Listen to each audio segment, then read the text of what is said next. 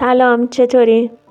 امروز یه پرونده داریم در مورد دندون پزشک شیطانی که کلی از آدما رو خفه کرد و کلی کار دیگه هم کرد.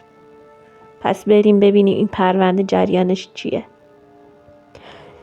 سال 2014 برندی مارتلی دختر 6 سالش رو برد به دندون پزشکی توی محلشون.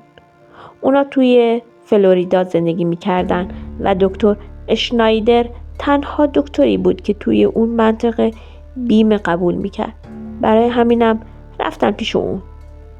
دکتر اشنایدر 78 سالش بود که 50 سال توی مطب کار میکرد. وقتی برندی بچه‌شو برد پیشش، روز اول که اوکی بود، چون فقط برای جرمگیری رفته بودن پیش اون دکتر و وقتی که رفتن خونه از دندون پزشکی زنگ زدن و گفتن دندون دخترتون نیاز به جراحی داره و فردا بیاردش. وقتی که برندی و دخترش فردای اون روز رفتن مطب، دستیار دکتر به برندی گفت نمیتونی همراه بچه‌ت بری داخل، چون بچه‌ها بدون حضور والدین بهتر واکنش نشون میدن و برندی هم قبول کرد و بیرون نشست.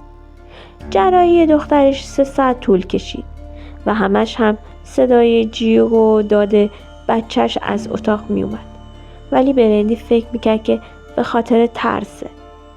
وقتی که دستیار اومد به برندی گفت میتونی بری بچه‌تو ببینی، برندی رفت پیش بچهش و دید کل صورت بچهش خونی و بعضی از جاهای صورتش و گردنش کبوده. برندی دخترش رو میبره بیرون و توی پارکینگ گاز استریل رو از توی دهنش در میاره و میبینه که کل دندونای جلویی بچهش رو کشید و ازش میپرسه که اون داخل چه اتفاقی افتاده. دخترش میگه دکتر داشت منو خفه میکرد و کلی کتکم زد. گاز رو از دهنش در آوردم و همون لحظه فهمیدم که کل دندونای بالا و پایینش کشیده شده.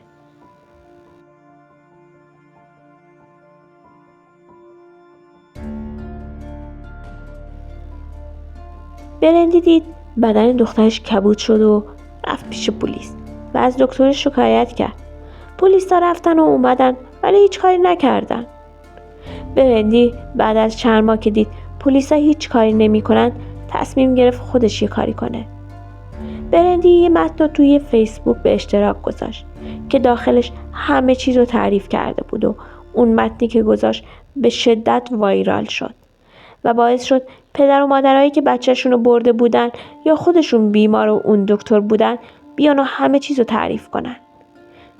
یه مادر اومد جلو و تعریف کرد که پسر 3 سالش رو برده بود که یکی از دندوناش رو براش ایمپلنت کنه، ولی وقتی از داخل مطب اومده بیرون دیده که 13 تا از دندونای بچه‌ش رو براش ایمپلنت کرده.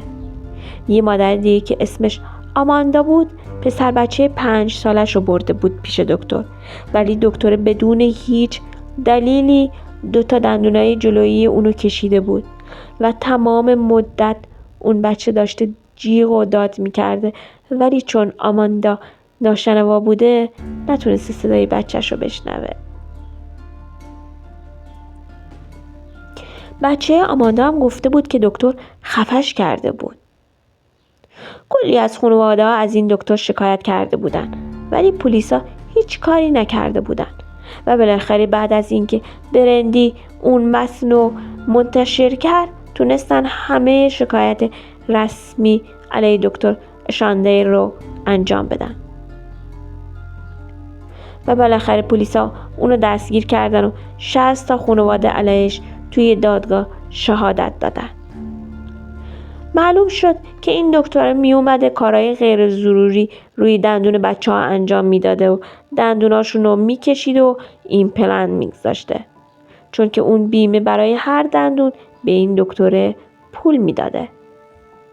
دکتر اشنایدر برای انجام دادن کاراش از بیهوشی هم استفاده نمیکرد و اینقدر بچه ها رو خفه میکرده تا خودشون بیهوش میشدن و وقتی هم به هوش می اومدن به بچه ها میگفت اگه به کسی چیزی بگید مامان و باباتون میمیرن و اشنایدر از اون بیمه استفاده میکرده که میدونسته این آدما از لحاظ مالی توانایی مقابله باهاش توی دادگاه رو ندارن. همین باعث شد که 50 سال بتونه به این کاراش ادامه بده و کسایی که بزرگسال بودن، چند سال قبلش هم بیمار این دکتر بودن، فکر میکردن که این خفه کردن و این داستانا همش توهم بچگیشون بوده. دکتر اشنایدر توی 4 سال آخر کاریش 4 میلیون دلار درآورده بوده و توی سال 2018 با اینکه مشخص شد که اشنایدر این جرما رو انجام داده تبرئه‌اش کردن و دلیلشون هم این بوده که چون سنش خیلی بالاست توانایی دادگاهی شدن رو نداره و روز به روزم به روانش آسیب میزنه و برای همینم این آدم تقاضای کارش رو به هیچ عنوان پس نداد. دوستان لطفاً با سابسکرایب و لایک از ما حمایت کنید و نظرتون رو راجع به این پرونده بگید.